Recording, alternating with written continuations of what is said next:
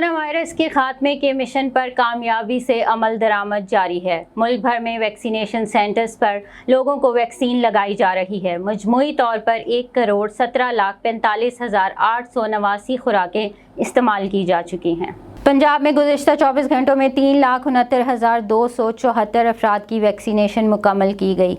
सूबे में इस वक्त 18 साल से ज़ायद उम्र के तमाम अफराद को वॉक इन वैक्सीनेशन की सहूलत फराहम की जा रही है। 18 साल से ज़ायद उम्र के 46,33,814 अफराद को वैक्सीन की पहली, जबकि 9,98,711 अफराद को दूसरी डोज भी लगाई जा चुकी है।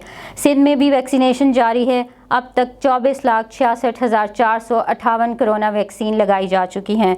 19,53,834 अफराद को पहली डोज, जबकि 5,12,624 को दोनों खुराकें दी जा चुकी हैं। सिंध में कोरोना वैक्सीन लगाने की शरह 7.11% है। बलूचिस्तान में अब तक 1,85,671 अफराद की वैक्सीनेशन का अमल मुकम्मल हो चुका है। 1,49,058 अफराद को पहली डोज लगाई जा चुकी है, जबकि 36,631 अफराद को दूसरी डोज भी लग चुकी है।